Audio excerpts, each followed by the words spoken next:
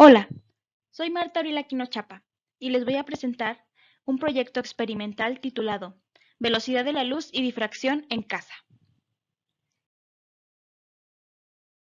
Iniciamos entonces con una introducción. En 1946 el ingeniero Spencer estaba experimentando con un magnetrón, el cual es un dispositivo que transforma energía eléctrica en energía electromagnética en forma de microondas. Accidentalmente, las ondas emitidas por el magnetrón se dirigieron a su bolsillo, donde se encontraba una barra de chocolate. Al percatarse de ello, notó que la barra estaba derretida y descubrió que las microondas permiten calentar alimentos. Luego de comprobar que esto no era mera casualidad, fabricó y patentó el primer horno de microondas. Sin embargo, es hasta 1967 que se empezaron a crear los primeros microondas de uso doméstico. Para entender cómo funciona el horno de microondas, debemos conocer que el calentamiento eléctrico es un calentamiento que se da a través de la interacción de partículas con radiación electromagnética. Este tipo de calentamiento se presenta en partículas polares, y la polaridad es una propiedad de las moléculas y consiste en que dichas moléculas poseen una desigualdad de cargas eléctricas en su estructura. Las partículas polares tienden a alinearse en el sentido del campo electromagnético, lo que provoca que giren. Además, debido a su composición, el agua es una molécula polar, por lo que puede presentar este calentamiento. Con esto en mente, pasemos al funcionamiento del microondas. Los alimentos tienen en su composición moléculas de agua. Estas moléculas de agua, debido al componente estrella del microondas, el magnetrón, interactúan con otras moléculas de agua debido a la rotación inducida por las microondas. Estas interacciones entre moléculas de agua calientan el alimento. Además, debemos tener en cuenta que dentro del horno, las microondas son estacionarias, por lo cual llegará un momento en el que las moléculas de agua se alinearán con el campo magnético, generando que la comida no se caliente o se caliente muy lentamente. Aquí entra en juego el plato giratorio de microondas. Al girar el plato con comida, provoca que las moléculas que estaban previamente alineadas deban volverse a alinear, repitiendo el ciclo anteriormente descrito, hasta que el sistema de microondas se apague. Además, debido a la caja de microondas, se generan ondas estacionarias que no solo mejoran la eficiencia del horno, sino que también, si consideramos que el plato del microondas está fijo, generará que la comida no se caliente de manera uniforme y presente puntos de mayor cocción en las regiones donde inciden los valles y crestas de la onda estacionaria. Con lo anterior, y suponiendo que las ondas inciden de manera constante dentro del microondas, la distancia entre puntos contiguos de mayor cocción corresponde a la mitad de la longitud de onda. Y dado que en general es posible conocer la frecuencia de las ondas del horno, debido a que este dato es proporcionado por el fabricante, la velocidad de la luz se puede calcular con la siguiente expresión. La velocidad de la luz es igual a la longitud de onda por la frecuencia. Y por último, cabe mencionar que la difracción es un fenómeno que ocurre cuando las ondas viajan y se desvían debido a la presencia de un obstáculo o rendija. pasamos entonces al desarrollo experimental.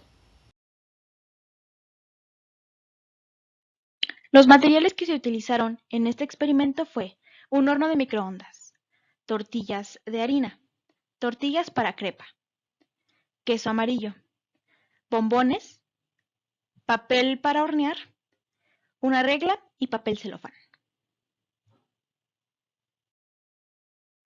Pasamos entonces a la medición de la longitud de onda. Y cuidado, si te interesa realizar este experimento, es recomendable que tomes pausas al usar el horno, ya que si hay algún alimento caliente dentro de él, podría arruinarlo. Lo primero que se hizo fue, se quitaron las piezas del horno que generan que el plato del mismo rote. En el plato del microondas se acomodó una capa de papel para hornear y sobre él una capa de queso amarillo. Se calentó el alimento en el microondas hasta que fue visible un cambio en el alimento. Se midió la distancia entre los puntos de mayor cocción más cercanos y se repitió el procedimiento con los demás alimentos.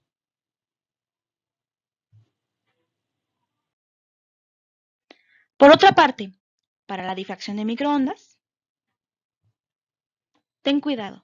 Si te interesa realizar esta parte del experimento, es recomendable realizarlo en un lugar ventilado, ya que al calentar plásticos pueden emanar gases tóxicos. Primero, se acomodó una placa del alimento como en el proceso anterior. Se calentó el alimento en el microondas hasta que fuera visible un cambio en su cocción. Se acomodó la placa de celofán frente a la guía de ondas del microondas y se volvió a calentar el alimento hasta que se volviera a ver un cambio en su cocción. Hay que tener en cuenta que para ello se intentó no mover el plato para que no cambiaran los puntos de mayor cocción.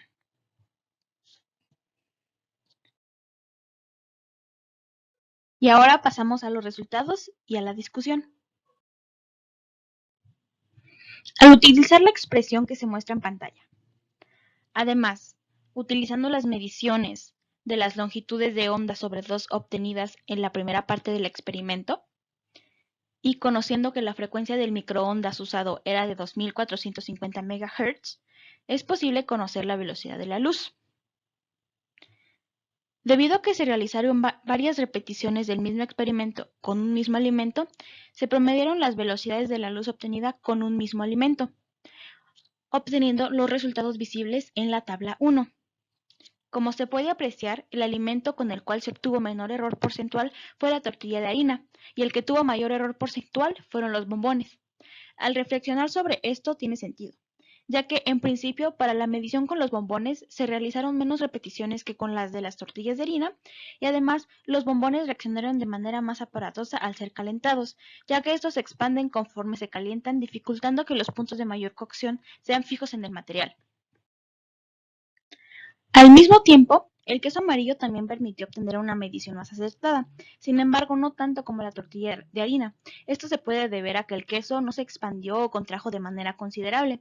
Sin embargo, en este material era más difícil medir la distancia entre los puntos de mayor cocción, ya que en la tortilla de harina es más sencillo observar cerca de qué punto se ha calentado más el alimento, mientras que para el queso pareciera ser casi uniforme alrededor de los puntos de mayor cocción. En cuanto a la difracción de microondas, se obtuvieron los siguientes resultados. La fotografía de la izquierda corresponde a tortillas de harina calentadas en el horno de microondas y la derecha corresponde a las mismas tortillas de harina, pero ahora calentándolas con un papel de celofán frente a la guía de ondas. Como se puede apreciar, en la imagen de la derecha se presentaba un punto caliente o en un punto de mayor cocción, el cual no se veía en la imagen de la izquierda, por lo cual se realizó el mismo proceso, pero ahora invirtiendo el procedimiento. Se calentaron primero las tortillas de harina con papel celofán frente a la guía de ondas y seguido de ello se calentaron las mismas tortillas, pero ahora quitando el papel celofán frente a la guía de ondas. Como vemos, al realizar el proceso al revés podemos descartar que esto sea debido a un fenómeno de difracción, sino que más bien todavía el material no se calentaba adecuadamente para que fuera visible ese punto de cocción. Ahora, veamos algunas propuestas para mejorar el experimento. Grandes problemas que posee este experimento es determinar cuál es el punto de mayor cocción, ya que a partir del proceso utilizado, esta engloba toda una región. Por lo cual, una primera propuesta es utilizar un microondas al que se le pueda modificar la potencia y con ello generar que la región donde el material se cosa sea más pequeña. En un segundo punto tenemos que sería mejor utilizar alimentos que se expandan o compriman poco al ser calentados para medir más fácilmente el punto de mayor cocción. Y por último, para la parte de difracción, ya que no se observó este fenómeno, sería recomendable utilizar otros materiales frente a las guías de onda, siempre y cuando estos sean seguros de utilizar en el microondas. Pasemos entonces a las conclusiones. Muy bien, el material que permitió calcular la velocidad de la luz con menor error porcentual fueron las tortillas de harina y el que tuvo mayor error porcentual fueron los bombones. Como tercer punto, no fue posible apreciar la difracción de ondas de microondas al utilizar el papel celofán. Y por último, considero que esta podría ser una bonita actividad para realizar con niños en casa y con ello vean un ejemplo de cómo es posible realizar actividades científicas sin la necesidad de tener un equipo tan sofisticado como los relojes atómicos que se utilizan para medir las velocidades de la luz. Muchas gracias. Eso es todo de mi parte y a continuación se presenta la bibliografía.